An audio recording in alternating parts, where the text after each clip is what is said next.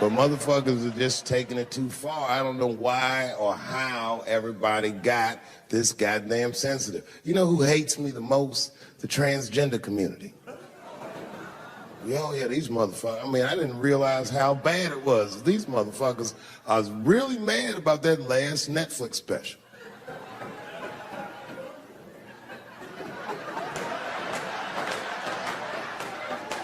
It's tough, man. I don't know what to do about it, cause I like them. I always have. Never had a problem with them. You know, just fucking around. As a matter of fact, I think I make fun of everybody, and I mean, as a group of people, they have to admit it's kind of fucking hilarious, man. I'm sorry, bro. It's like, I've never seen somebody in such a hilarious predicament not have a sense of humor about it. They're born feeling like there's something other than they're born as, and that's kind of funny, you know? I mean, it's funny if it's not happening to you. It's like that white black bitch that's in the news all the time. Rachel Dozer.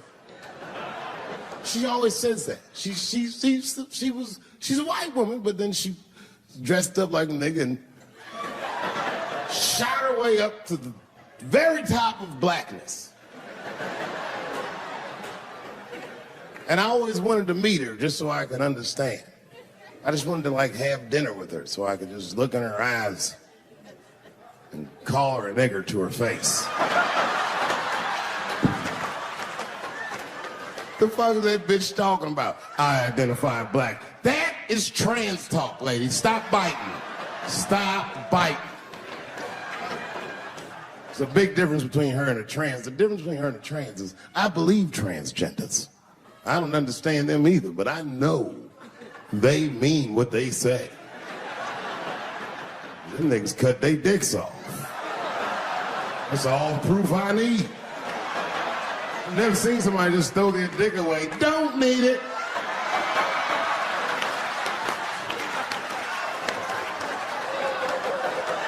I don't understand, but I believe you and I support your decision, motherfucker. How far is Rachel willing to go? What is Rachel willing to do so that we blacks can believe that she believes she's actually one of us? Bitch, are you willing to put a lien on your house so that you can invest in a mixtape that probably won't work out?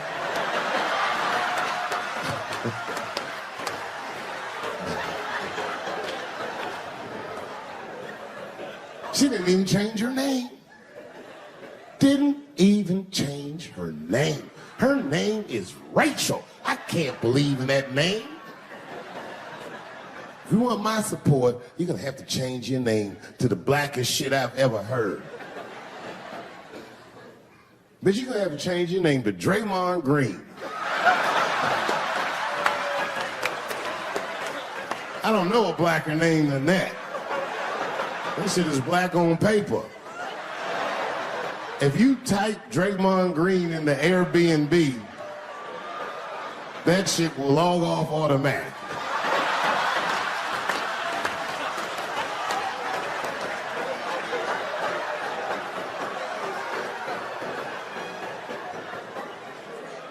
People get mad, bro. People get mad about everything I say. I was doing a show. I was in Portland, Oregon. And I was checked in a hotel under the name Charles Edward Cheese.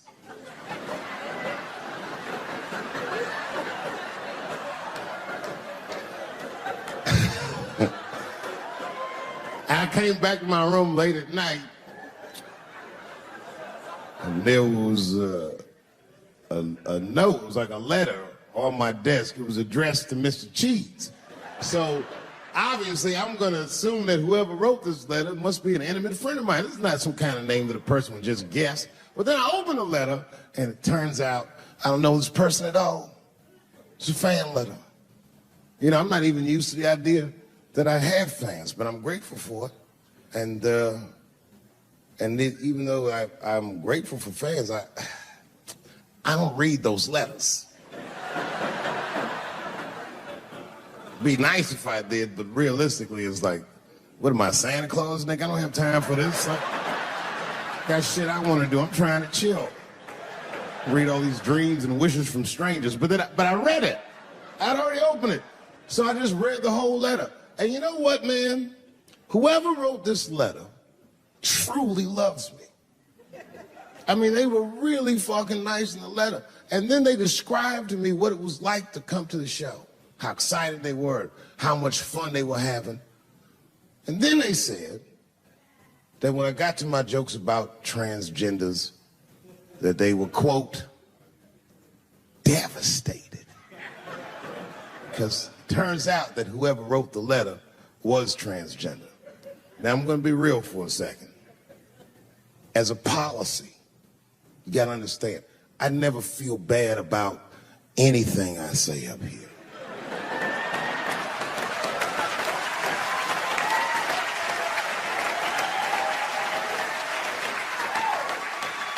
And I would never admit this to you if I hadn't locked your phones up.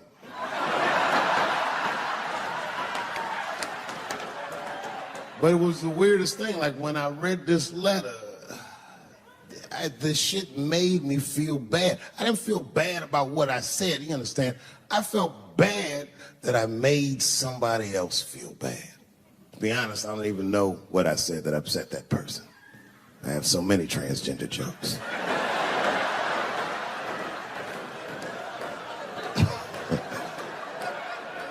But I feel like it was probably this joke I'm about to tell you right now.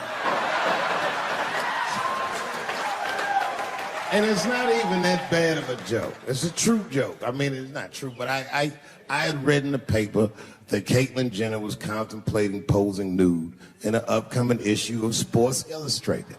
And I know it's not politically correct to say these things, so I just figured, fuck it, I'll say it for everybody else. Yuck.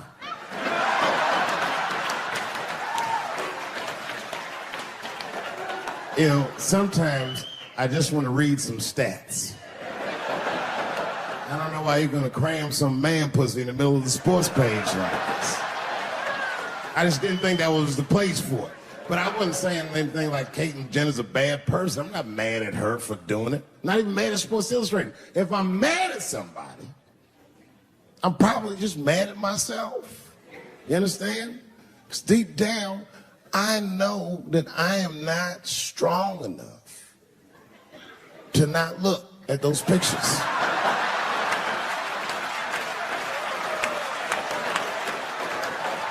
And I don't think I'm ready to see what she's trying to show me. So Caitlyn, goddamn, if you go through with this thing, bitch, you better go hard or go home. I want you to go all the way. Hustler style. Do you know what hustler style means, miss? That means spread the lips.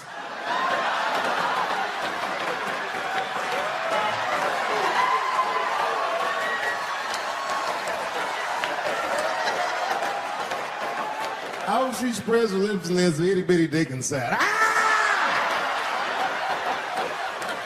The show is behind the curtains.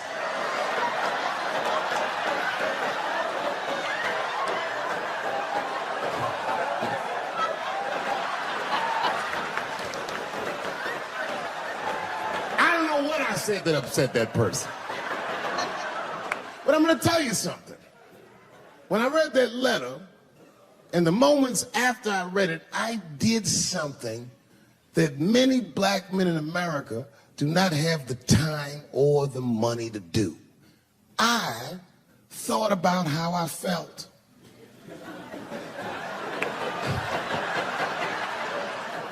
Asked myself a very basic question that I don't think I ever directly contemplated. I said, man, Dave, if you're writing all these jokes, do you have a problem with transgender people? And the answer is absolutely not. The fuck do you guys think I am? I don't understand all the choices that people make, but I do understand that life is hard and that those types of choices do not disqualify you from a life with dignity and happiness and safety in it.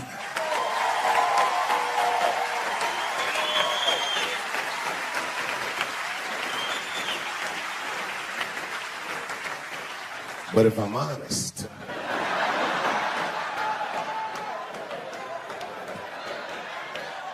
my problem has never been with transgender people. My problem has always been with the dialogue about transgender people. I just feel like these things should not be discussed in front of the blacks. It's fucking insulting, all this talk about how these people feel inside. Since when has America given a fuck how any of us feel inside?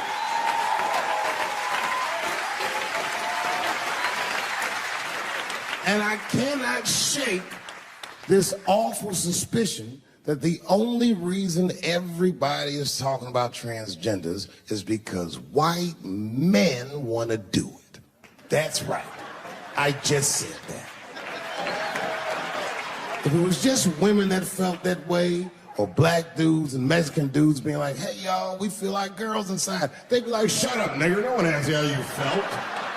Come on, everybody, we got strawberries to pick. It reeks of white privilege. You never asked yourself why it was easier for Bruce Jenner to change his gender than it was for Cassius Clay to change his fucking name?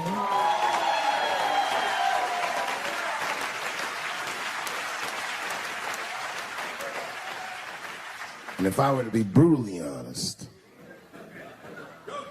the only reason I ever been mad at the transgender community is because I was at a club in L.A. and danced with one of these niggas for 6 songs straight. I had no idea.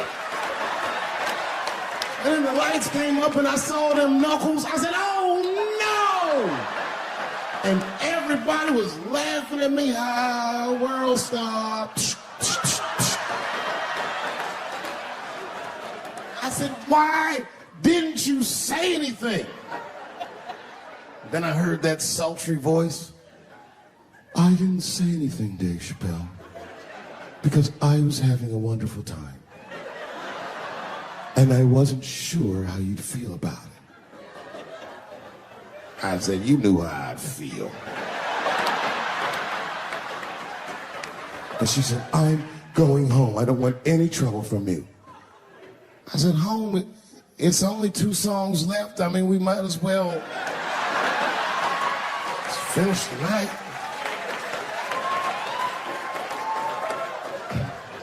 And we ended up having breakfast together. Oh, grow up, that doesn't make me gay. I just titty fucked her. His titties are as real as any titties in their lap. It's 2 o'clock in the morning, I was just borrowing a little friction from a stranger. Whoops!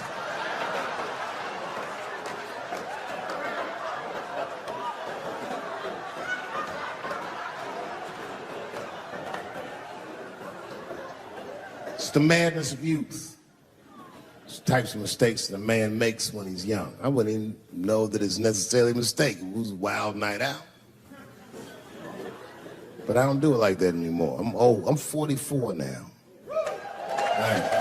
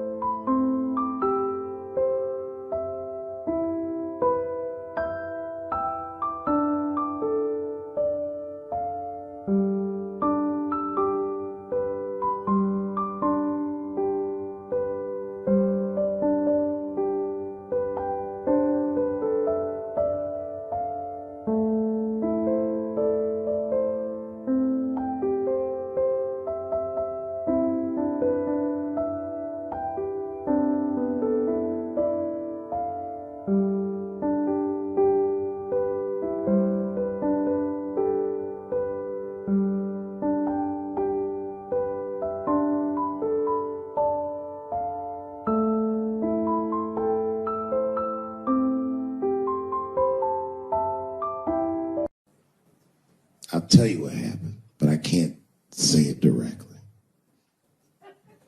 There's a book to me that encapsulates my entire experience before I left the show. And the book is called Pimp.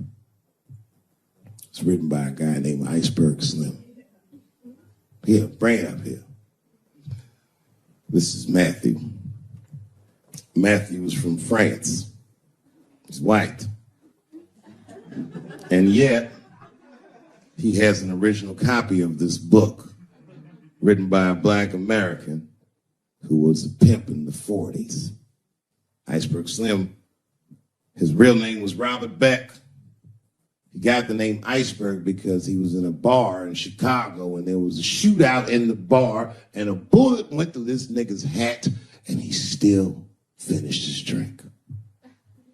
Pimps love shit like that. They said, man, you ice cold. And he said, I like that. And it stuck. This book is so heavy in the front. It has a glossary of pimp terms because the ideas are so foreign to the American ears. For instance, do you know what the phrase mileage on a hoe means?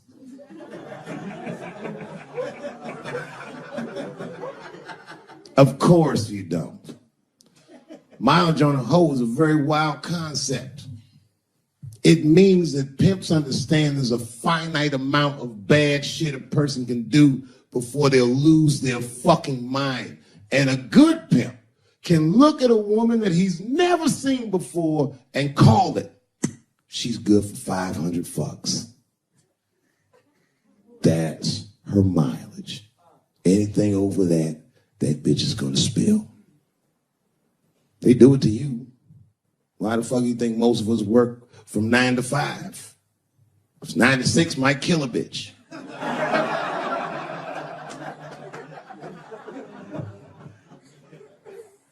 Iceberg Slim was the one that broke down what a bottom bitch was. Does anyone know what a bottom bitch is? Anyone? What's a bottom bitch, sir? It's your prostitute that's the best out of all of them, that brings in the most money. That's right. That's exactly right. Are you black? That's right. A bottom bitch is a pimp's number one hoe. She's even a bitch that helps him keep the other bitches in line. I will repeat. She's even the bitch that helps him keep the other bitches in line. The pimp was McDonald's and the bottom bitch is French fries. The rest of them bitches is like fish sandwiches and cherry pies and shit like that.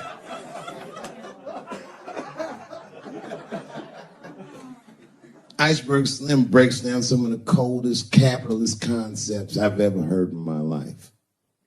He describes in detail how these men break women so that they will give them the money that they make with their own bodies. There's a story in here so cold it makes me shudder to think about it. Well, Iceberg Slim is trying to control a woman that he finds uncontrollable.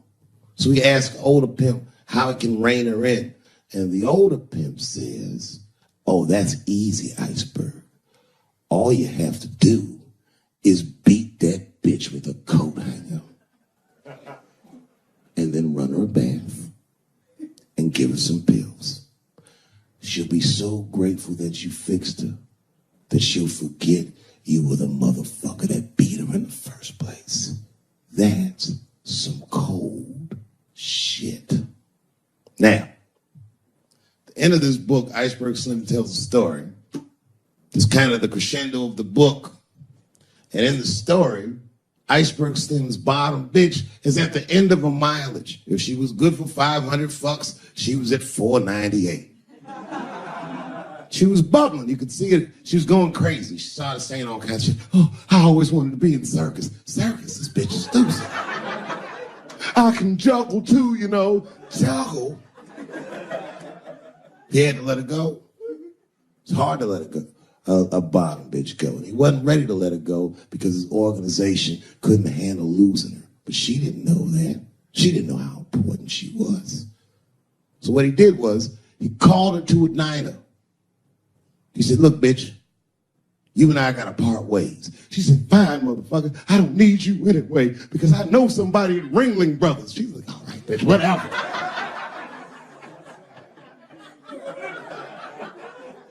I got one last trick for you. It's a big money trick.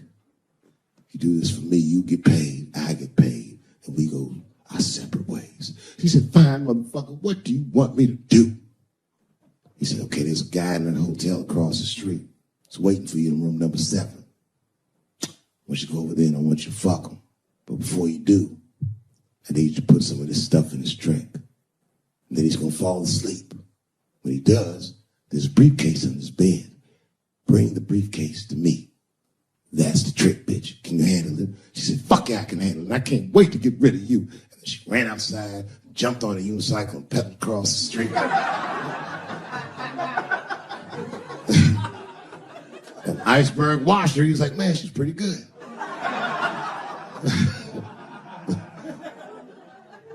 Man, if I never jerked off in her face, maybe she would have been in the circus right now.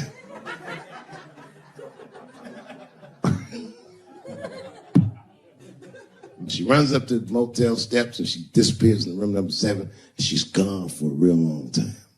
Real long time. So long, in fact, that Iceberg got a little worried.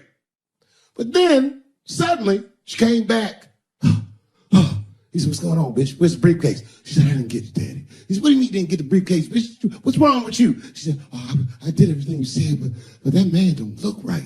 Something wrong, Daddy. He said, what do you mean something's wrong, bitch? Did you put that stuff in his drink? She said, I did everything you said, Daddy. I put all of it in his drink. He said, wait a minute, bitch. Wait a minute. You put all of it in his drink? Now he had to see for himself. So the two of them go across the street to the motel, and they go into room number 7, and on the bed, laying lifelessly, is the white man that she was supposed to fuck. And Iceberg said, you right, bitch, she don't look good. What the fuck? So he called a friend of his that was a doctor that was close by. And the doctor came in, gave the guy a thorough examination, and told them both what was obvious. Slim, this motherfucker is dead. Oh, God, Daddy. Oh, no. Oh, no, we killed him. He said, calm down, bitch. We didn't do anything. You killed this motherfucker. And then he reached under the bed and he grabbed the briefcase. He popped it open. It was filled with money. More money than any of it ever seen. And Iceberg took a little bit of the money and gave it to the doctor, and the doctor left discreetly. All right, bitch, let me think. I can fix this for you. I know somebody I can call. But if I call them, I'm going to owe these motherfuckers a big favor. Oh, God, Daddy, please. I don't want to go to jail. Neither do I, bitch, so will you shut up? She picked up the phone. She heard him mumbling on the phone a little bit. He hung up the phone, and she was pacing the room, and he was just standing there cool, and they were waiting, and suddenly, a van pulled up downstairs. 2 guys get out with a carpet. They walk upstairs. They roll that carpet out on the floor. They throw the body in the carpet. They roll that motherfucker up like a burrito. They pick that shit up and they throw it in the back of the van. They come back up and Iceberg opens the briefcase again and gives them a little money. He says, I'll get in touch with you guys later. They say, you're not going to get in touch with us at all. We'll find you. He said, whatever, nigga. And they bounced. Oh, God, Daddy, oh, God. He says, relax, bitch. Listen, we getting the fuck out of here. You go downstairs, you get the car. We got to leave separately. She went, she got the car. Iceberg grabbed that briefcase, waited a few minutes, looked out the window, and then he went down with her. They both got in the car, and they drove off. She was a blubbering mess. Oh, you did all this shit. He said, I told you, bitch. We didn't do anything. You killed a motherfucker, and I cleaned him up. And now we got us a secret, okay? Now, I know I'm not going to tell, bitch. It's you. Oh, no, I ain't going to tell. He said, all right, baby, cool. I'm going to need you to stay with me for a while till this shit cools down. She goes, okay. That's the game. That's how the whole shit works, ladies. You understand? This bitch was at the end of her mileage. She was at 498. She ended up tricking for Iceberg for another 6 months. She must have turned another 200 tricks for him. Do you understand? That's some cold shit. And the cold shit about it is that the dead guy on the bed wasn't even dead at all. This motherfucker was just a friend of Iceberg's acting like he's asleep. The doctor wasn't a doctor. It was a motherfucking butcher that happened to have a white coat. And the dudes who came in the moving van clothes was dressed like movers because they were movers. Iceberg had gotten a new apartment. And the bag of money was Iceberg's money in the first place. The money he got from all those women. That's a cold game. That's the motherfucking capitalist manifesto. And that's why I went to South Africa. So now we got us a little secret, bitch.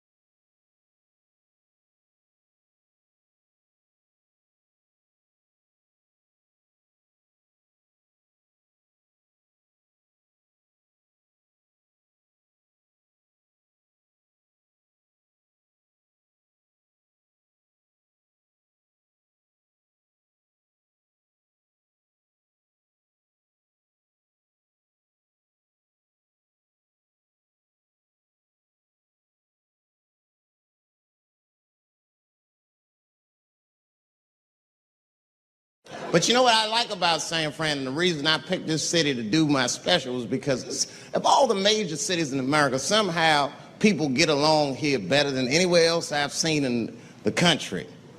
That's right. That's right.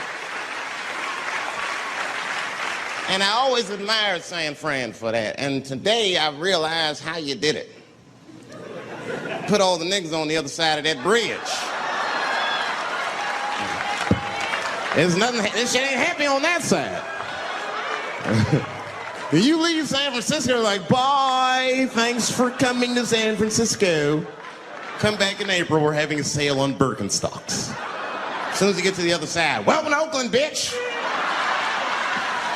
Quick, quick.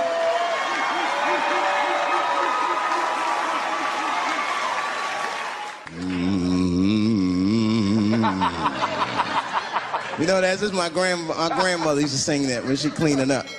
That's a Negro spiritual. Black work song. Not everybody know about that. I know. See, white people, you guys might whistle when you work. You dig? But that's how you can tell what kind of work we're actually doing.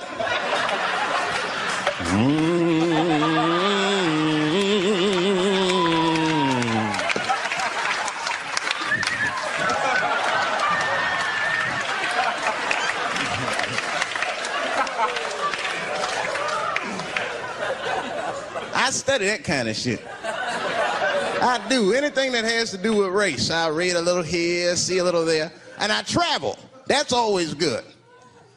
Traveling has made me a racism connoisseur, if you will.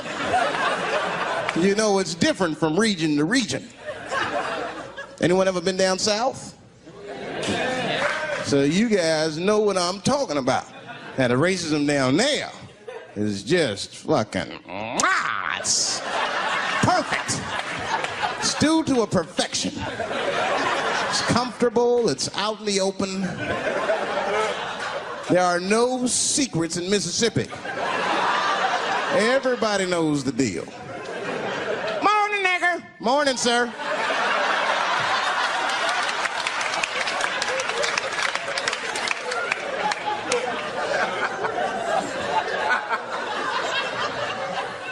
I got a lot of things to talk about tonight. First of all, I've stopped smoking weed. With black people, you didn't let me finish, motherfuckers. God damn. I'm sorry, black people, to break the news so publicly, but I can't smoke with you anymore. Every time I smoke weed with my black friends, all you talk about is your trials and tribulations. I'm sick of that shit. I got my own problems. Nigga, that's a waste of weed. I'm smoking weed to run away from my problems, not take on yours. From now on, I smoke weed exclusively with white people. Calm down, motherfuckers. You win by default. You got good weed conversation. All white people talk about when they get high is other times that they got high. I can listen to that shit all night. Dude, remember at Frank's last week? It's fucking smashed, man. And catalogs everything they drink. 2 shots of Jaeger, tequila, 4 bong hits, man, beer, cheeseburger. That shit is great. Only bad part is you cannot pass out around white people. Every time white dudes pass out around each other, they always do some borderline gay shit when the guy's asleep. Frank fell asleep, so we like stuck a carrot in his ass and put shaving cream on his balls. Like, why, motherfucker? Why would you do that to a friend of yours? He trusted you enough to sleep around you. You gonna put a carrot in his ass? Is that nice? I tell you right now, if I put a carrot in a black dude's ass, a nigga will kill you when he wakes up for some shit like that. That is an automatic death sentence on the street. It's a rap for you. I'm gonna kill that motherfucker. I thought y'all was friends, baby. What happened? I fell asleep at his house, right? We was drinking, and I fell asleep at his house, and while I was sleeping, right? I'm just gonna kill that motherfucker, all right? That's all you need to know. And fuck carrots. Not up here.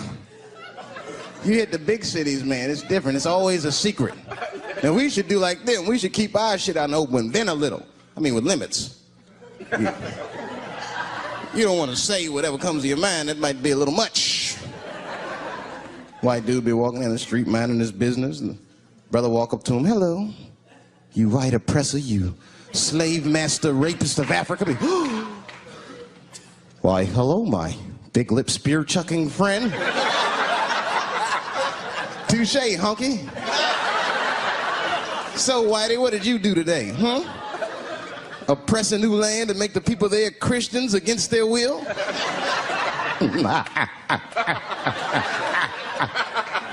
What did you do, fella? Burn those big black lips on a crack pipe as you missed your job interview? Easy, Whitey, you're cutting deep. All this chit-chat has got me thirsty. If you will excuse me for a moment, I'm gonna go to the Korean store and get something to drink.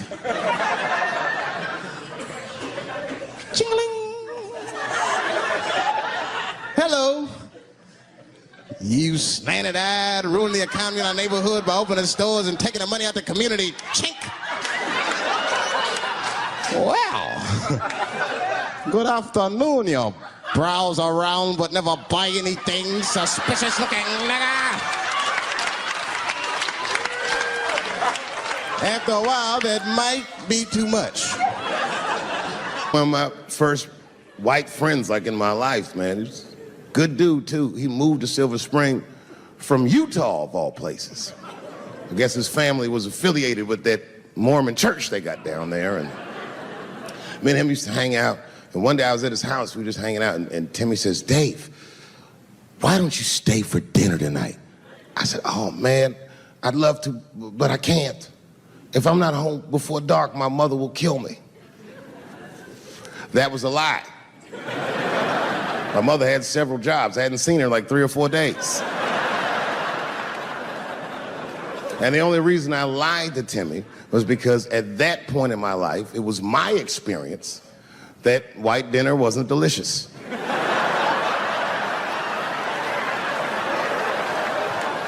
I'd rather go home and fry some bologna or some shit like that.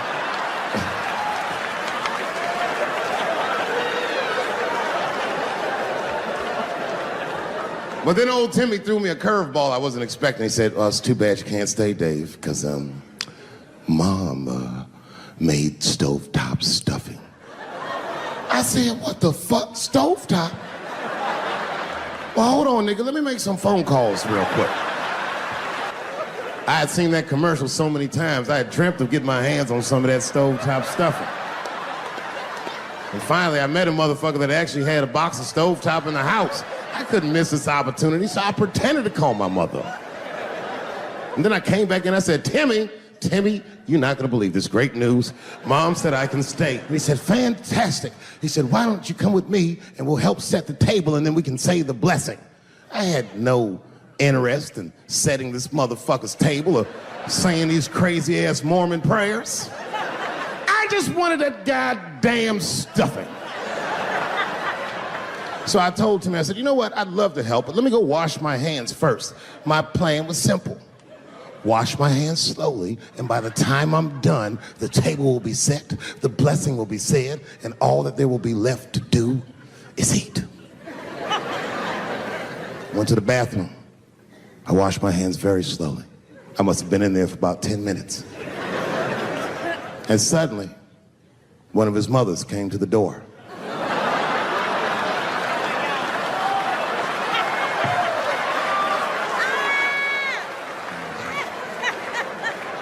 She was like, hi, David, right? I said, yes, ma'am. She said, Timmy tells me that you're planning on staying for dinner. I said, I hope that's not a problem, ma'am. She says, no, it's no problem. In fact, we'd love to have you. It's just that we weren't expecting company. And I'm afraid there's not enough stovetop stuffing for everybody. So I kicked her in the bam! Ladies and gentlemen, I told you I'm dope, nigga. I told you what I was gonna say and you still didn't see it coming. And that's why I make the big bucks. People only see the surface. They see the division in our foods. Just because I eat chicken and watermelon, they think that that's something wrong with me. Let me tell you something. If you don't like chicken or watermelon, something is wrong with you, motherfucker. There's something wrong with you. Where are all these people that don't like chicken and watermelon? I'm sick of hearing about how bad it is. It's great. I'm waiting for chicken to approach me to do a commercial, nigga. I'll do it for free, chicken. It's the least I can do. They make fun of Latin people for eating, what y'all eat? Beans, rice, corn. Listen, that's not a reason to hate a motherfucker, all right? It's funny, but it's not a reason to hate. The only reason these things are even an issue is because nobody knows what white people eat. You've been very good at keeping that shit a secret amongst yourselves. I study white people. You don't know that. I'm writing a paper on you. Not even for school, nigga, just to do it, just to get, I'm just doing this independent research. I'm spending my money, that's why I'm working so hard. I follow you around grocery stores. They freak out. I just try to peek in the cart. They always say, get away from my cart, nigga. What are you looking at? Chicken and giblets are over there. You must be lost. These are vegetables.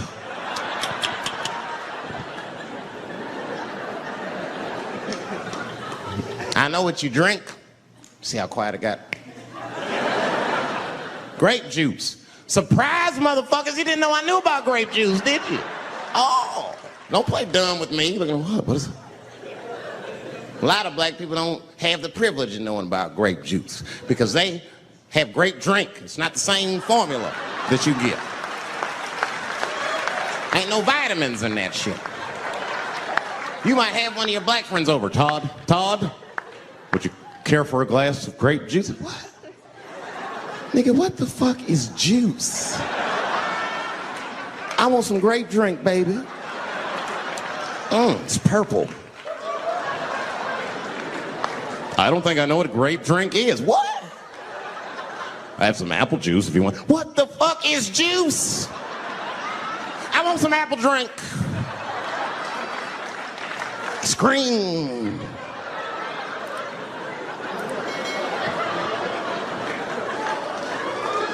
Remember that commercial for Sunny Delight when all the kids run in from outside playing and they all run to the fridge? All right, I got some purple stuff, some Sunny D. As soon as you say Sunny. And now, the 22nd recipient of the Kennedy Center Mark Twain Prize for American Humor, Dave Chappelle.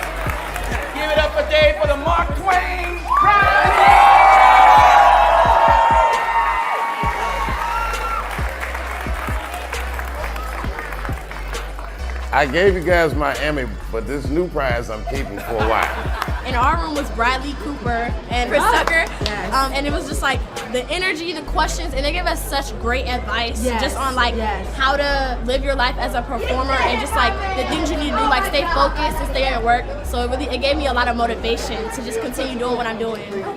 Like looking at y'all inspires me. I feel like I was just you, man. If I could go back and talk to myself, I would tell myself what I'm telling you guys. Be nice and don't be scared. Be nice, don't be scared. You guys have to make sure that you can trust one another. Doesn't mean you're not mad at each other. Doesn't mean you don't fight sometimes. But remember, you were going to be friends with some of these people for the rest of your life. I promise you.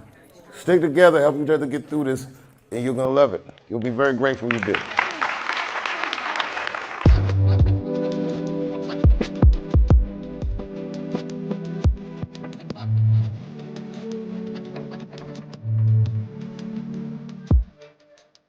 Hello, nerds.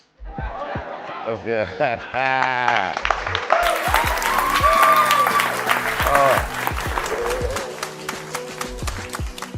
By the way, y'all were great last night. Whoever was playing, y'all were great last night. Man, the fact that you was repping at the Kennedy Center for me was an honor. Like when I was backstage, but I got all like teary-eyed. And then I remembered I had grills in. You can't cry with grills in. My man, what you play? Drums, percussionist. Let me hear you on the kit. Go and grab some sticks. Let's get Who's the nicest on keys?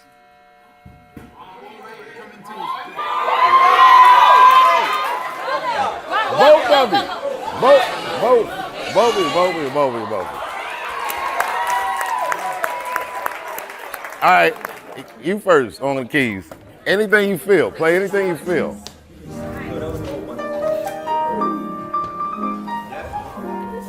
Nice hands.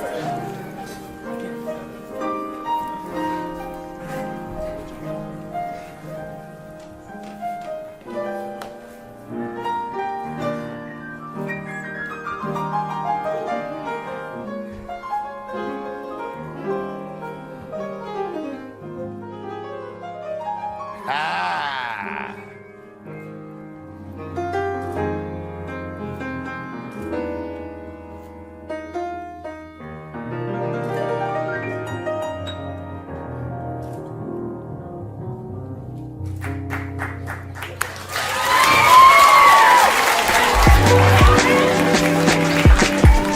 Man, I'm very proud of you guys, man. You have no idea what this place did for me personally.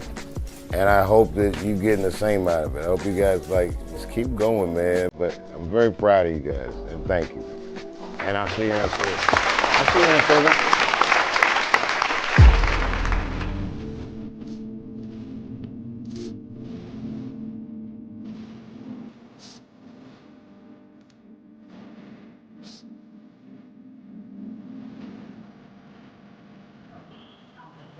And I think I'm needing it from outside of myself. That's what I'm thinking. I'm a nervous, so I got to do something, and I need some encouragement. But when there's nobody to do that, You have to dig inside of yourself and say, you're good enough, go out there and kill it. Killer. You walk to the stage, you say, where you at, killer? Where you at, killer? Where you at, killer? Bag lady, you gon' hurt your back. Dragging all them bags like that. If we really love what we're doing, the work that we're putting into it is really love. We putting love into it.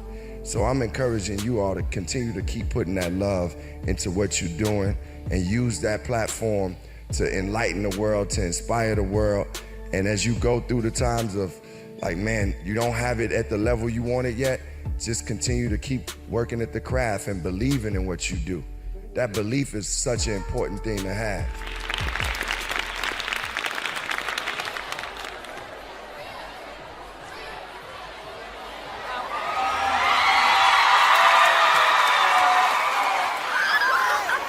All right, y'all know who we are. This is the baddest band in the land, Radical League. Yes, sir. All right, y'all know this.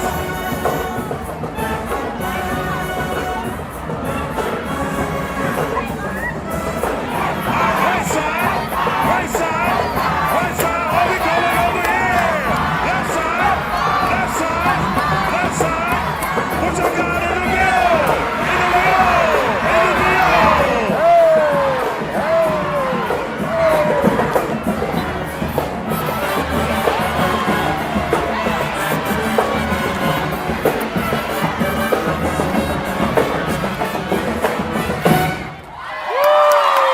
Yes, Lord. Greetings, Ellington family! All right, I want you to thank Mr. Dave Chappelle and all his friends for dropping jewels on you today. This weekend, in addition to giving Dave a key to the city, and I don't give out too many of those, I proclaimed October 27, 2019, and every October 27 from now on, Dave Chappelle Day in Washington, D.C.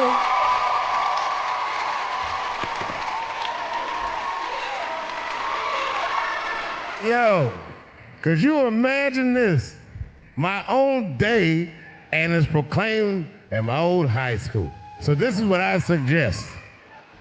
From now on October 27th, everybody in honor of me at Duke Ellington skip school.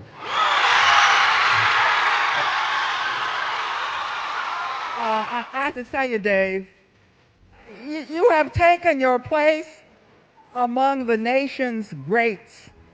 The accomplishments of Mr. Chappelle are grand, but we get to get the light shine. We've now got 2 Emmys as a form of inspiration for you. But it was very important that they have a place to live that was appropriate. His contribution to this school, to arts education, is so valuable. For them to see somebody like Dave, who not only has gone on to great success, but never forgot where he came from and continues to give back to his community, will hopefully not just inspire them to great success, but will also inspire them to give back to the community that hopefully will give them as much as they deserve.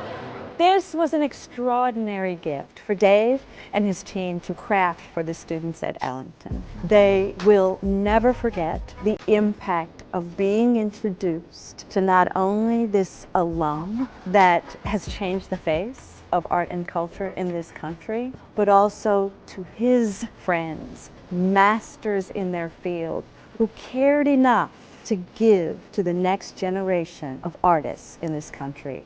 It was an awesome experience, and our students will never be the same. And just know that I'm honored to be able to say that I went to this school. And one day you will be too. And I'm very proud of all of you.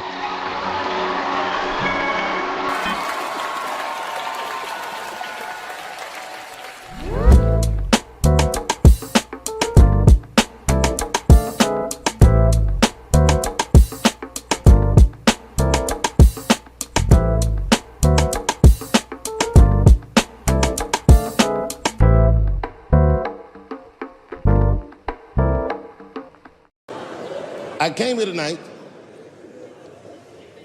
because this body of work that I've done on Netflix, I'm going to complete.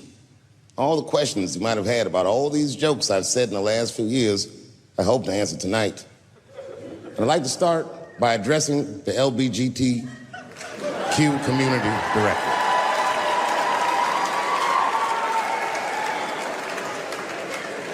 And I want every member of that community to know that I come here tonight in peace. And I hope to negotiate the release of the baby.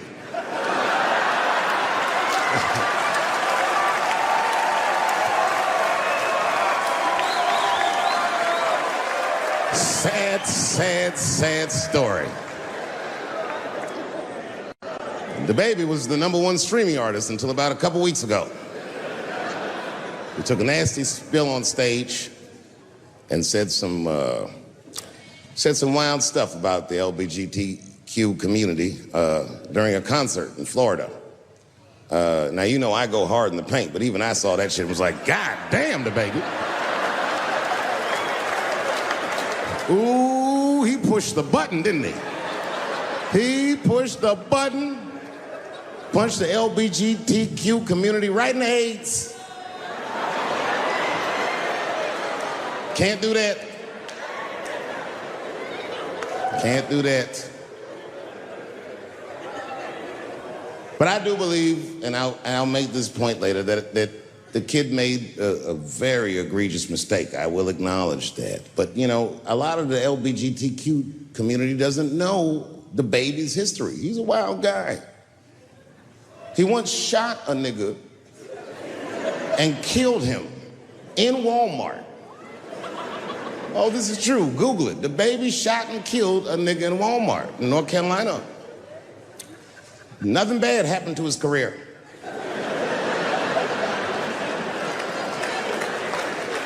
Do you see where I'm going with this? In our country, you can shoot and kill a nigga, but you better not hurt a gay person's feelings.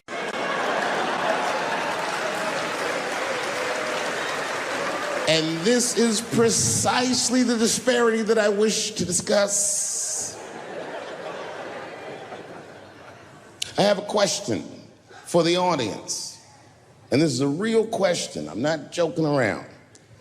Is it possible that a gay person can be racist?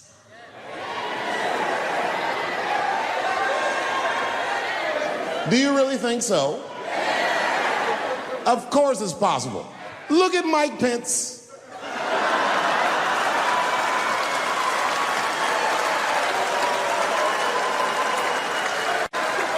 No, I'm guessing, but I bet you he's gay.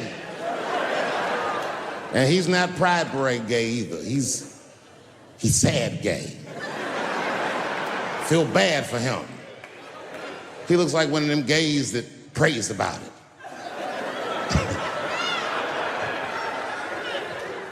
Jesus, please take these dirty feelings out of my heart. Please, Jesus, make these buttholes ugly to me. I don't want to keep on tasting these dicks.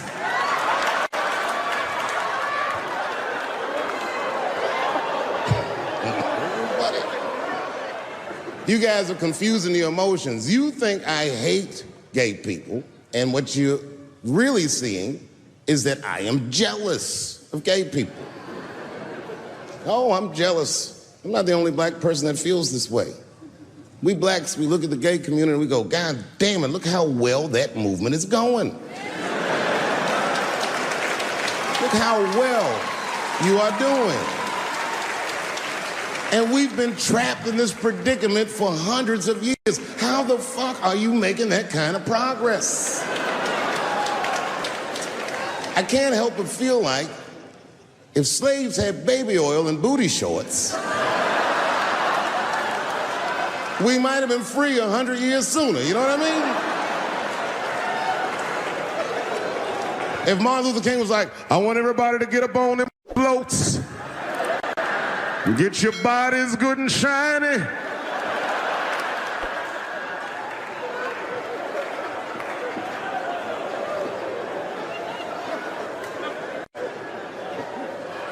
I don't hate gay people at all. I respect the shit out of you. Well, not all of it. I'm not that fond of these newer gays. Too sensitive. Too brittle. Those aren't the gays I grew up with. I miss them old school gays, nigga. Them Stonewall niggas, them the ones that I respect. They didn't take shit from anybody. They fought for their freedom. I respect that shit. I'm not even gay. And I want to be like a Stonewall nigga. Them old school gangster gays, them glory hole niggas, them the ones I like.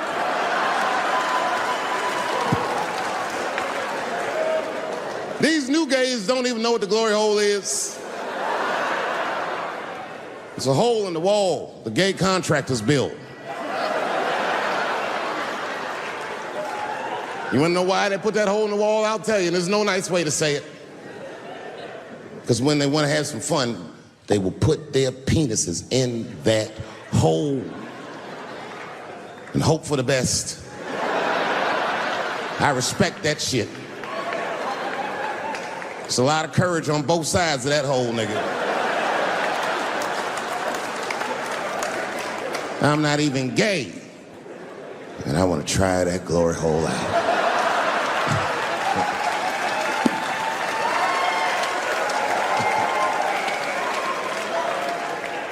What if Martin Luther King had to integrate the glory hole? I don't care if it's black lips back there, white lips back there. A mouth is a mouth. A warm, wet mouth. I'm going all the way. I got in a fight, almost got in a fight. It's complicated. I was in a bar in Austin with my wife, and it was during COVID, and a woman came to our table, and she was maskless. And this bitch came over, no mask, all H words. Hi, how are you? Droplets was coming out of this bitch's face. We all covered our drinks. Oh, bitch, what are you doing?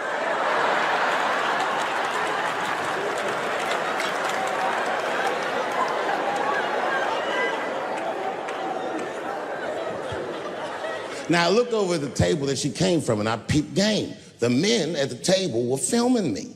This happens when you're famous. People will come over and try to rattle your cage and get you to say something stupid or dumb so that their buddies can film it and they get a video of you embarrassing yourself. And clearly, I said, this is what's happening.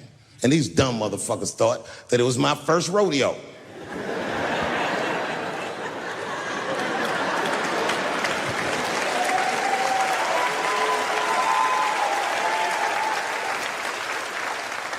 Sadly, it worked. I ran right over there. I pointed right in the camera. I said, you's a bitch-ass nigga for doing this to me.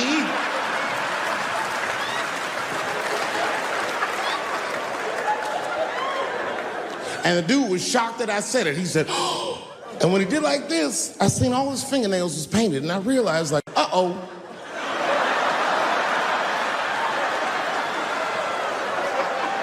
This fella's gay.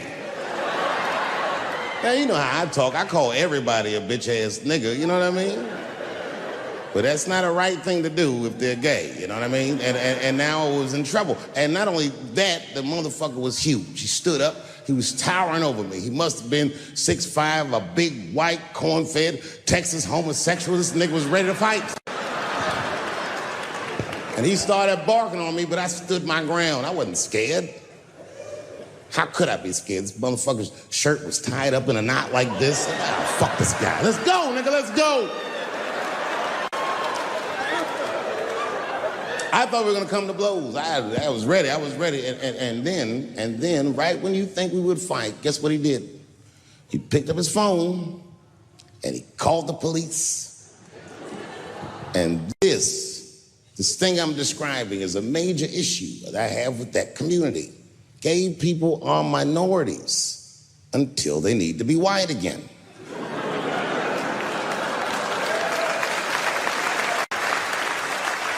I'm being very brutally honest so we can solve this problem. I'm telling you right now, a black gay person would have never done that to me. Because a black gay person knows when the police shows up, they're not gonna care who called them. They don't show up like, which one of you niggers is Clifford? We're all Clifford. Is anybody in here gay? Get her! No, it's good. I'm totally joking. This is New York. Are you gay for real? Okay, so you know the gay marriage is illegal, right? Why do you think that that's illegal? People suck. I don't know. I don't have a good answer for that. Do you even care about marriage? Yeah, I want to get married. Eventually. It's really To a girl or a guy? girl. Just checking.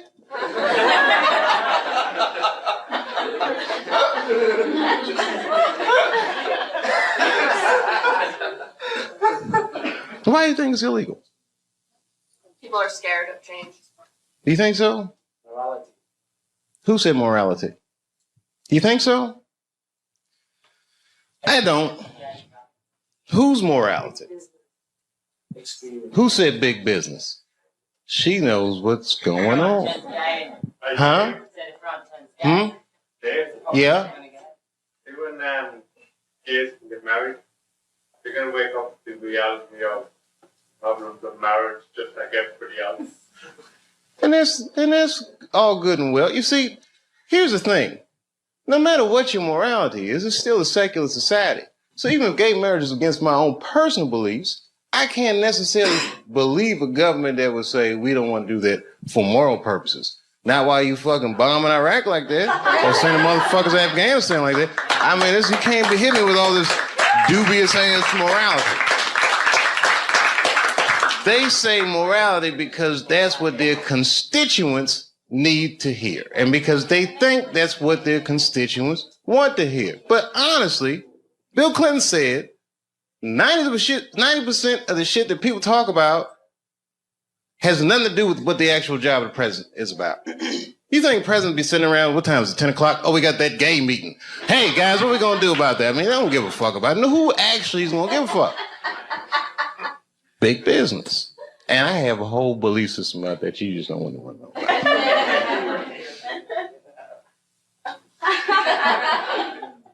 I'll tell you part of it. All right, it's a tiered, listen, marriage laws are fucked up in America. I don't think that the government should have that much say in actually how people devise a marriage, because a marriage, right, devoid of any kind of religious belief or emotion like love is a business contract, period and simple. And tons of people in Washington or legislative bodies, even guys like Elliot Spitzer that have wives or fuck prostitutes, live in loveless marriages. And they have these shits arranged because they're in such a high social stratosphere that they have to keep up a certain appearance. So why are they imprisoned by their own marriage? This is a form of economic slavery. And if you look at the way this shit happens, corporations were made legal in the United States by the 14th Amendment, right? Or 15th Amendment, which freed the slaves. And then under those rights, people said, we want the same rights as those motherfuckers as collective individuals, right? And if you're a collective individual and two collective individuals want to do business with one another, one's masculine, one is feminine, so they define a marriage institution between man and a woman. But what if corporations is gay? I'm just saying. What if Aunt Jemima doesn't want to be with Uncle Ben? What if Aunt Jemima wants to do business with Sarah Lee? Well, wait a minute. What if Uncle Ben wants to do business with Mr. Clean? That's all I'm saying.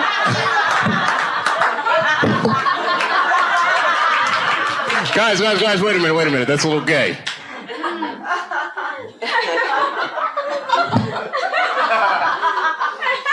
I'm sorry, I thought that was funny. What if Aunt Jemima? I don't think that's what Mr. Clean was. Uncle Ben wouldn't do this. Maybe I should have picked different companies. I put myself in a bad position.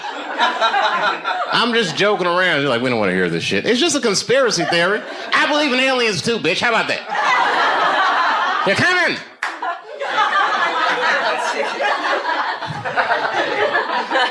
Gay aliens, they're here.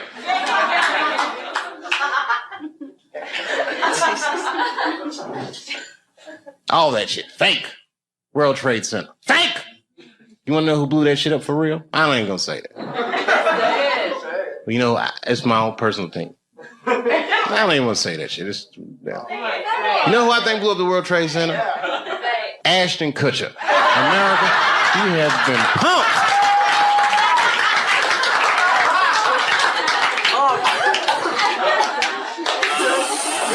Fake.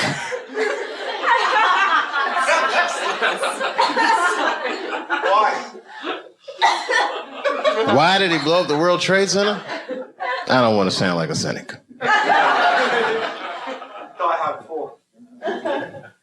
Shit was crazy. I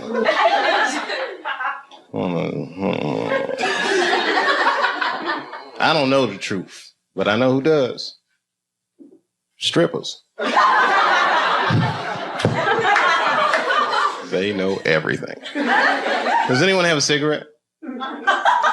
Yeah. Sure.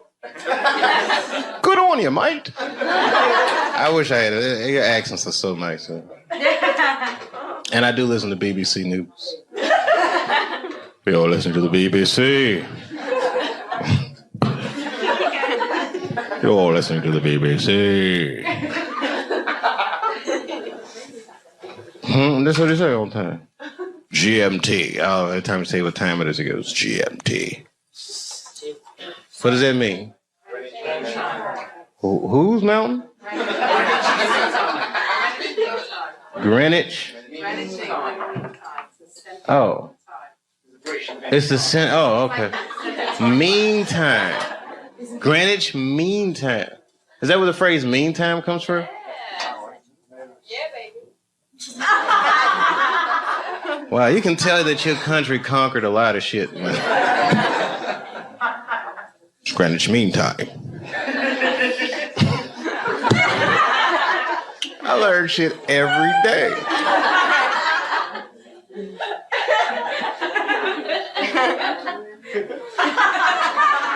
It's Greenwich Mean Time. Have you ever heard that before?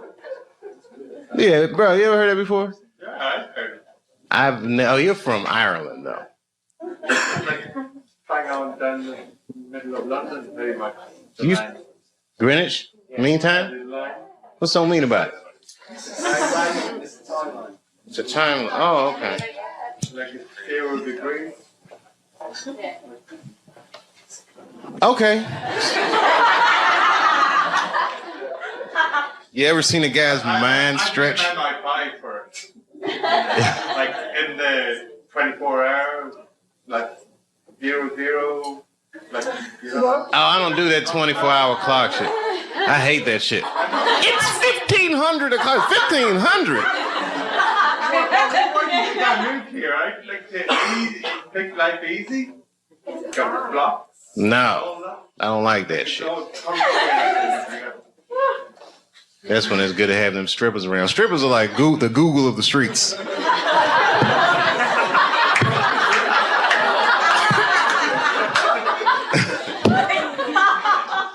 Never seen somebody answer so many questions without a crystal ball.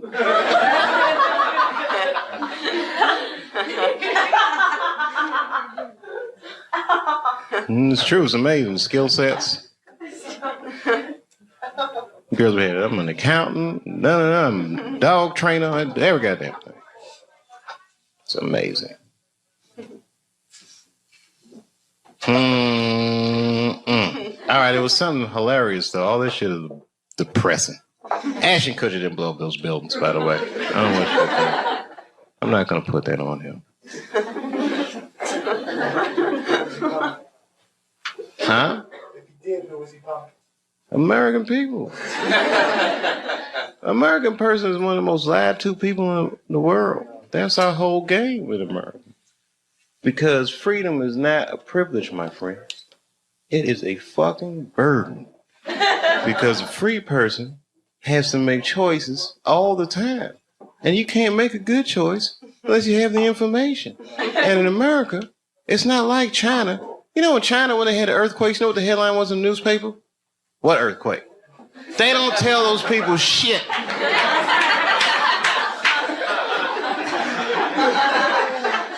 In America, they'll tell you every goddamn thing. And then they don't prioritize the information. You gotta figure all that shit out for yourself. That's right. The war will be breaking out and you'll be like, did Michael Jackson fuck them kids?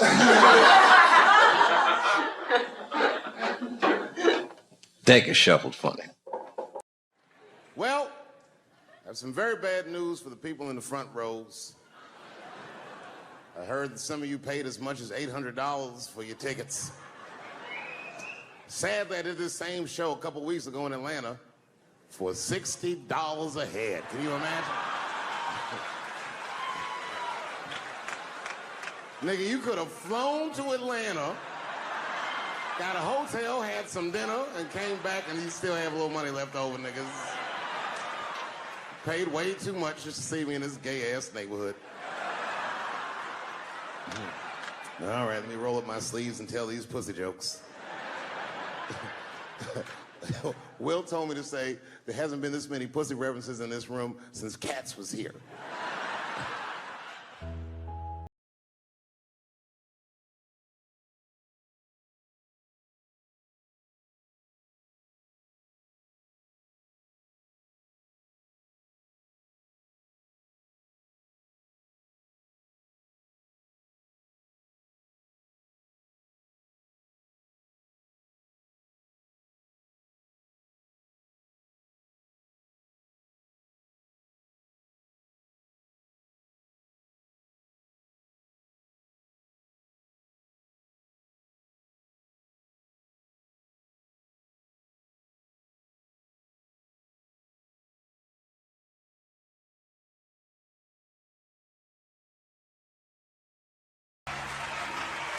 Thank you guys very much. Boy, I gotta tell you, man, I've been doing this set all week, and boy, I've been telling these jokes, and sometimes niggas look like they're in actual pain over the jokes. None of it's that bad to me, but I understand why it could hurt some people's feelings. So tonight,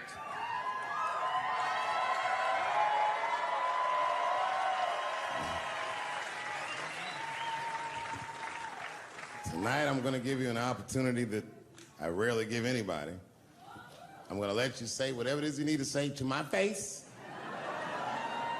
or ask me whatever it is you wanna know. But there are no dumb questions allowed. If you ask a stupid question, you'll be asked to leave. Nah, I'm just kidding, go ahead. Everyone relax, come on. Oh yes, sir, in the front. 2 questions, how often do you write, and can I have a cigarette? All right, first, you may have a cigarette, but remember, this is not jail, motherfucker. This lady right here. I have a question. Do you remember this scene? Oh, I do remember that. Ma'am, I'm gonna have to ask you to leave. That's a terrible question. This gentleman in the front with the salmon-colored shirt on. I was wondering if you had any advice for young comedians that you generally give, and... Are you thinking of doing comedy? I've never done it before, but watching you has made me want to try it.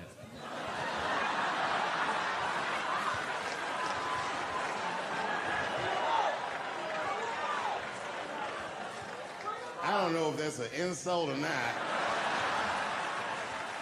It's a compliment. It's. I mean, niggas don't say I've never done brain surgery, but it looked a lot easier than I thought.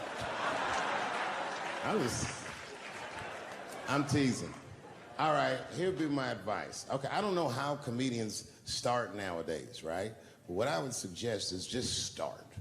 And once you start, you can't really stop, no matter what happens, no matter how bad it gets, no matter what people say. You know what I mean?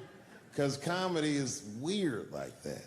You know why I hate watching other comedians do comedy? Not because I hate other comedians, but because I love comedy so much. It's like watching somebody else fuck your girl. And I say, fuck her better than that. Yes, you on the aisle up there, the lady with the long... Yes, you, standing up. I see you. My favorite book of all time, The Narrative of the Life of Frederick Douglass.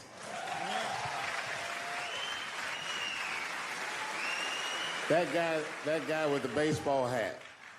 Marry, fuck, kill, Michelle, Rihanna, Oprah. Wait, who's Michelle? Oh, Obama. Well, sir, you're putting me in quite the pickle. I can't say I'll fuck Michelle Obama. That's insane. Well, I guess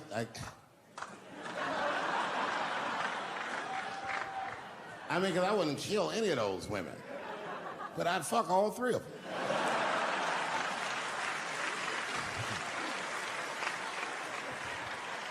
The gentleman in the blue Oxford standing up. Tell us the story with Charlie Murphy. Tell a story about Charlie Murphy? Or your favorite.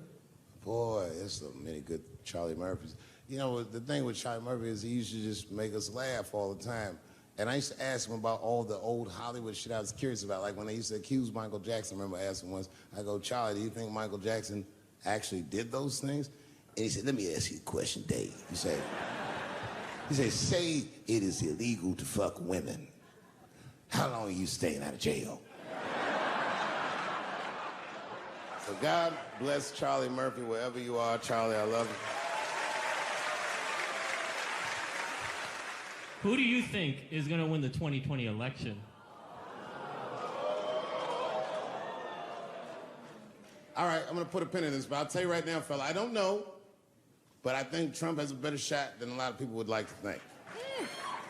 I'm just saying, it all depends on how the left talks. The way we're talking is not going to win the fucking ball game. Donald Trump's over there on the right, grabbing handfuls of pussy. Joe Biden can't even smell hair over here. Fuck this side. All right, man, go ahead. Thank you so much for this show. And How old are you? 25. 25? Yeah. Boy, don't let R. Kelly see you. He's gonna pee on you by accident. Oh, my bad. I thought she was 15. Yuck. I'm totally joking. I'm sorry. My question is there anything you've learned from another comedian that you feel like will stay with you for life? I tell you what, miss, that's a good question. Yes, is the short answer. A longer version of it is this. I was raised by comedians. I started doing stand-up when I was 14. The other day, I went to a comedian's funeral, and I realized as we was putting this motherfucker in the ground that these people are at least as influential to me as my family. I rock with these niggas till the wheel falls off. We fight and we fuss and we are jealous of each other and we get mad at each other, but my life wouldn't have been what it was without each and every one of them, and I consider them my family. That's the answer. My favorite club in America is a club in San Francisco called The Punchline. It's a very small room. It's a 200-seat room. And I was working out the material that was going to be the show tonight. I still hadn't figured out exactly how to say what I wanted to say, but I was doing pretty good. And I was doing some Me Too jokes. And a woman stood up from the audience and she was crying. Clearly, it was a white woman. She says to me, you can't say that. It's 200-seat room, it's a very small room. I'm like, what the fuck are you, like, miss, are you okay? What are you doing? She says, you can't say that. I said, yes, I can, it's my show. I'll say whatever the fuck I want. I was like, ooh, like this. And then she gets up from the table and she starts making a big, like, show of just pushing through the aisles and all this stuff. And there's like a curtain right before the front door. And she gets to the curtain and she's crying. It's fucking crazy. She says, I'm sorry I was raped. It's a fucking comedy club. It's like loud farting getting out of an elevator.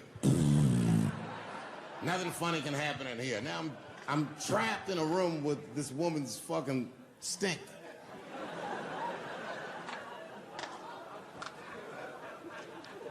And I say, miss, it is not your fault that you were raped, but it's not mine either. Ta-ta, bitch, like this.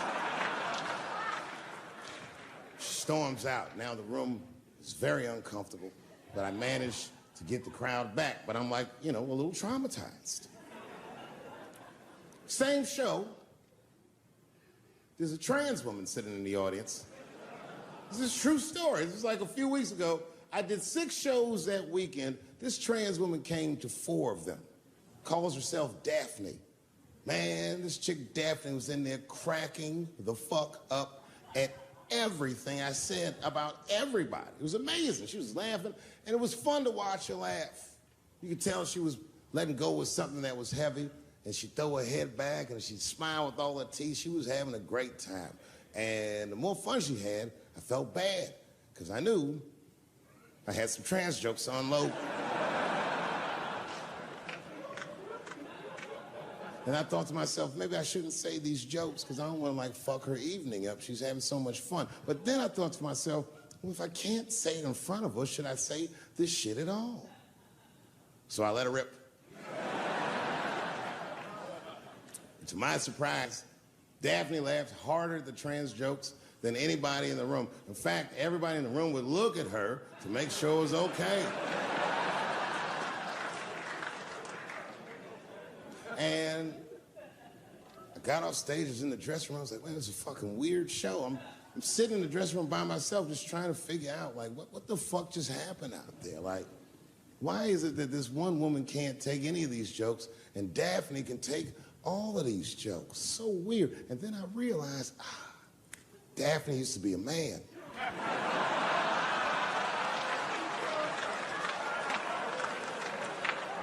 So now I go out of the dressing room and like you can see like all the staff was there like cleaning the club up, the audience had gone, and sitting at the bar by herself was Daphne.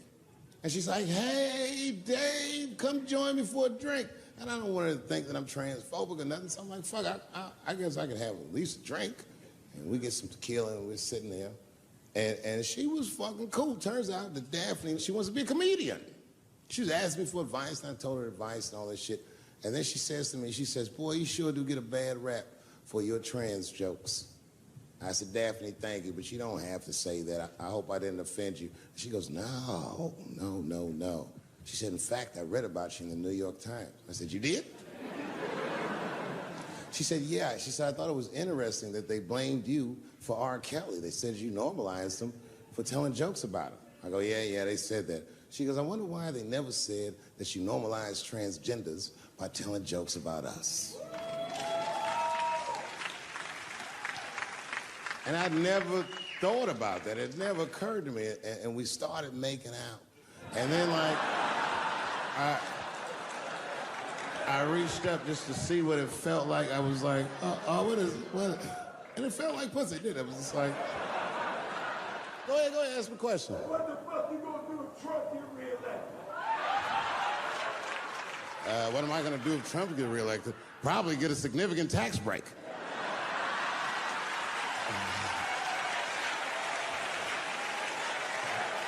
Hey, you wanna know why I don't even talk about Trump in my show? Because that motherfucker is not the hokey pokey. He is not what it's all about. There's millions of people that put him in power, and the ideas that he puts forth are not his own. He's singing poor white people's greatest hits. So why the fuck would I worry about him and not the other millions? I really know who I'm gonna vote for next time if things keep going the way it's going is that gay dude. No, Mike Pence.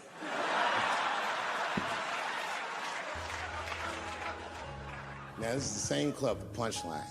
This is 15 years ago, and I had just gotten back from my infamous South Africa trip. And I came to the Punchline just to cheer myself up. It's a safe place where I could tell some jokes. And I find out that this comedian I know, Chris Tucker, who's in all those Rush Hour movies, I find out that Chris is in San Francisco, too, at some charity event. So I call him, I'm like, yo, I just saw you at some charity event. I said, I'm doing a show at the Punchline. Why don't you come by the club after your event? And he's like, cool, Dave. I thought you was dead, nigga. I'll come by. He says, is it okay if I bring some friends? Because, you know, I'm with a lot of people. I go, man, you Chris Tucker. You can bring whoever the fuck you want.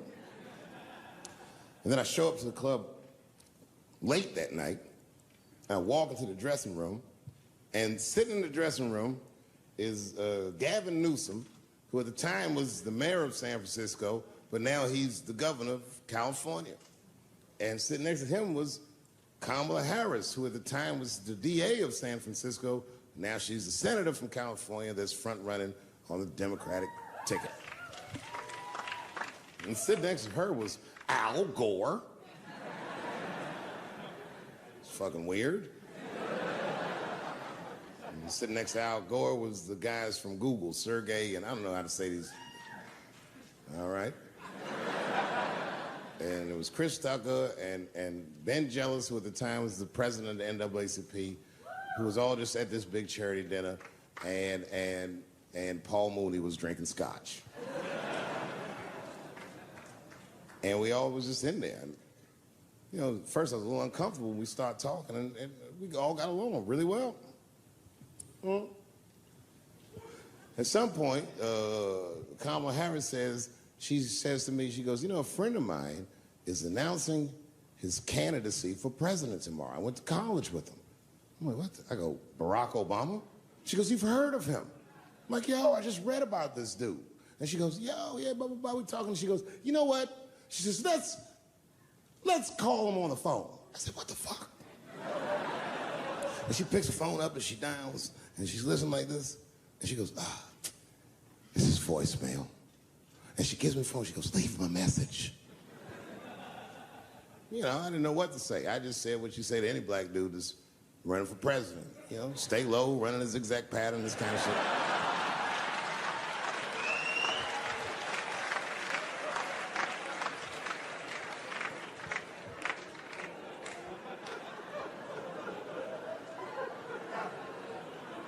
And then the last thing I say is, you know what? I said, sir, well, I really do believe you can do this. Like, man, I'm wishing you luck. Now, next day I wake up and go for coffee at a place called the Embarcadero. It's like an eatery by the sea in San Francisco. And I'm walking to the coffee shop and there's a police line and I can't cross the tape. But then I figure, fuck it, I'm Dave Chappelle, so I go into the thing like this. And the police yoke me. These motherfuckers like tackle me immediately. And I see over the police's shoulder Gavin Newsom. I couldn't remember his name, but I remember the night before I had kept teasing him and saying he looked like Christian Bale, the guy from the Batman movies. So I see him and I can't remember the name, so I'm just like, Batman, help!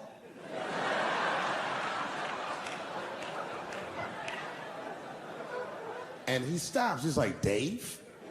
And then the police see that the mayor knows me, so they all like, oh, sorry about that. And he's like, hey, back up, everybody. And he just picks me up. He's like, I'm really sorry about that. I'm like, I'm fine, don't worry about it. And he's like, listen, I'm here with Prince. Would you like to meet him? I'm like, I know Prince. That's my nigga. And we go around the corner, and it was Prince Charles, the Prince of England. I didn't know the protocol of meeting royalty. You're not supposed to touch him. I dapped him up like a nigga. My nigga. Just hugging him and shit like this, dapping him up, like this. And that nigga was cool too. I was like, it's really fucking weird. And then I was just out there in the upside down, not having no TV show, trying to figure life out. And the election was going on in the background. And this guy, Barack Obama, was picking up steam. This motherfucker was killing it. And I had a chance to go to the last debate on the Democratic ticket, and I went. It's me and Chris Tucker sitting in Myrtle Beach, South Carolina. It's the last three candidates. It was Barack Obama, John Edwards, and Hillary Clinton. Now, Obama's a lot taller than Edwards and Clinton, and he had the center podium. And at one point, they're all on stage, and they start fussing, and Obama goes, look, none of us are perfect, like this. And his hands was like this, and there was light shining behind his head, and the other two candidates was looking up at the nigga, and I was sitting in the audience like, this nigga looks like Jesus.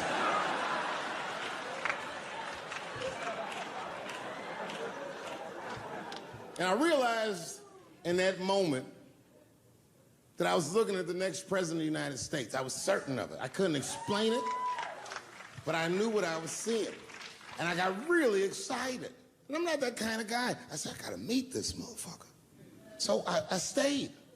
They were all on stage doing interviews, and I just waited. I was waiting and waiting, and then John Edwards was done with his interviews first, because everybody knew he wasn't gonna win. And I see John Edwards, and I said, hey, Senator Edwards, I just want to say hi. And that motherfucker looked at me like, I'm like, fuck you, nigga, you gonna lose anyway. And then he left, and then Hillary Clinton just walked by me in one of them Steve Harvey suits.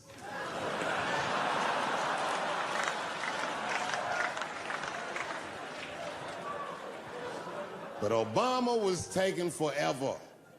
Everybody wanted to talk to him. When I knew the media saw exactly what I saw, there was no question about it. That was the guy. I waited and I waited, and finally, must have been over an hour and a half, he finishes his last interview. He's like, "Well, thank you very much. Good talking to you." And he turns around, and we make eye contact. He sees me, and when he sees me, he looks over, he goes, "Dave Chappelle." And Obama did me the same way I did Prince Charles. He dapped me up, and he like bro hugged me, and he pulled me in, and I'll never forget this. He said in my ear, "I got your message." Thank you very much, New York City. Tough time for the blacks.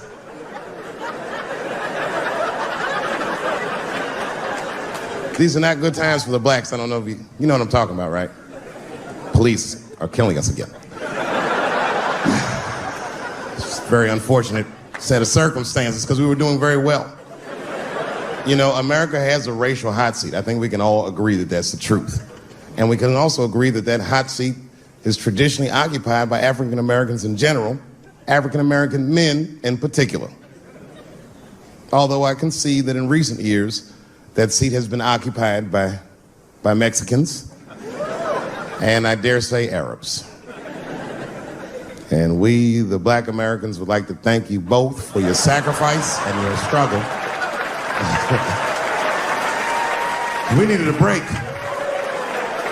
We needed a goddamn break. We all go through something, but at least I can leave my backpack someplace. If you Arab and forget the backpack, you got about 20 minutes before they send that robot to blow your shit up. Bye, Fuhad. Now ISIS is #1 on the terrorist charts. And ISIS is fucking scary. Because if ISIS catches you, they're going to cut your head off. That's what they do. I've seen them do it on YouTube. It was fucking awful. He looked right in the camera and say, "Obama, I am back." I saw that shit. I said, "Oh my God." Don't like.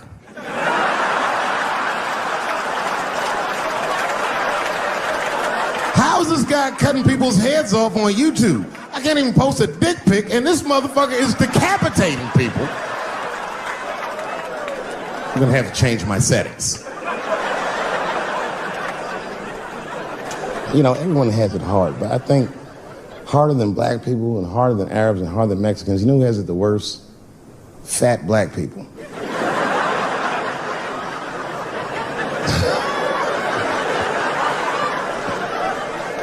It's hard for white people to understand, but that's what I'm saying is very true.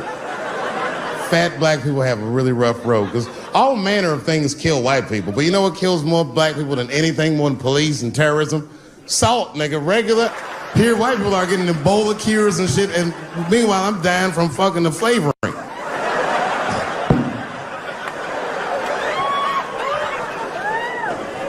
Look, honestly, I'll stop talking about it. Let me say this, though. Let me just say this.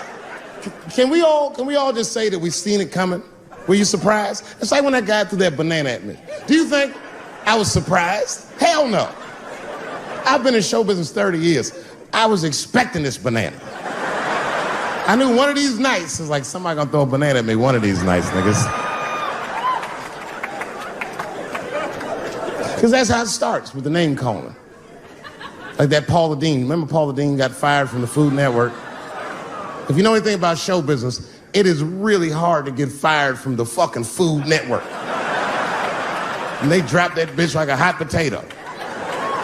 All because she called somebody an N-word 30 years before she had a show. I don't know who she said it to, but whoever it was just looking at her like, "I'm gonna get you for this bitch." That shit came back 30 years later like a Bill Cosby rape and sunk her battleship.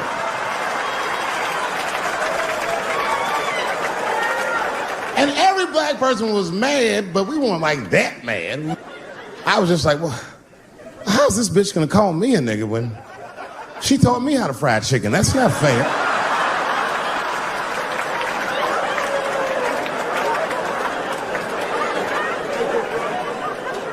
I think Donald Sterling shit was more serious. Remember Donald Sterling? He used to own the Clippers, and then he got caught on a secretly recorded tape saying some very unsavory things about African Americans. And there's a lesson in that for all of us. The lesson is, if you are old and white and racist in this great country, whatever you do, don't tell your black girlfriend about that shit, because that's who made the tape. She recorded all that shit, and the tape was terrible. He was like, stop bringing these black guys to my games. First, we're all confused, like, well, how the fuck are you gonna have a game without us? But it turned out that the black guy he was speaking of was none other than Magic Johnson, the billionaire. Unbelievable. Never even mentioned the fact that he had AIDS, which is... This guy must be really racist if AIDS is the footnote. Well, you gotta be careful, baby. He got the old Ebola.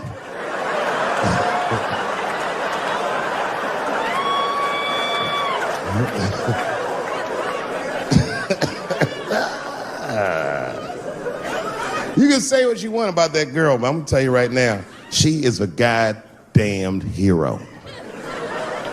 Because you might have thought these things were happening before, but now you can see it all in front of you without a shadow of a doubt. That shit actually went down. She sucked that old guy's dick. She really took one for the team on that one. It's really gross. This dick is like 80 years old. It's like tasting history.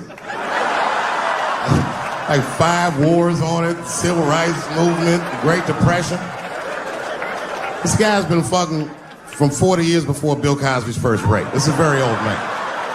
It's a very old penis. But all that shit is still, it's just name calling.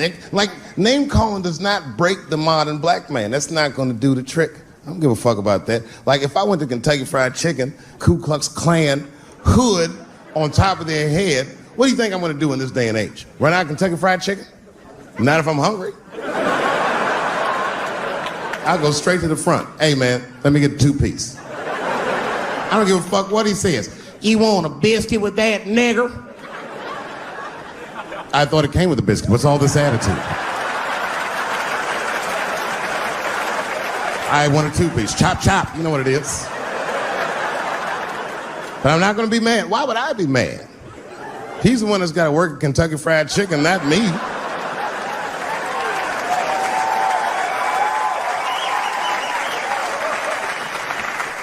Well, how about this? What if I lived in Austin and I had a white girlfriend? It's possible in Austin. As a matter of fact, some people say it's necessary, but that's not the point.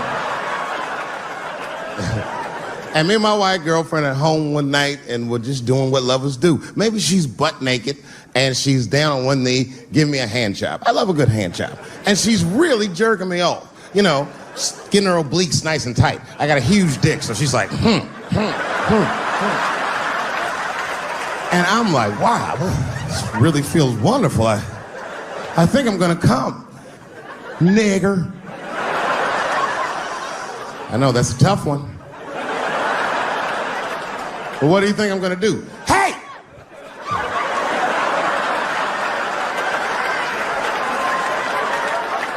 That's no time for integrity, ladies and gentlemen. I'm busting that nut in her face.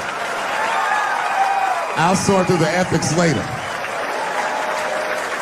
But I'm what they call a man of his word. If I say I'm coming, I'm coming. I don't give a fuck what happens. God forbid somebody could shoot me. If I say I'm coming, it's still that. Oh.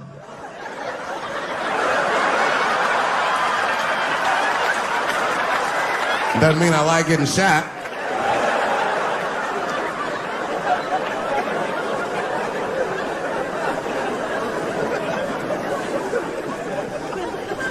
Boy. Yeah, tough time for the blacks. I'm not gonna say nothing about the police. I'll leave that for Chris Rock.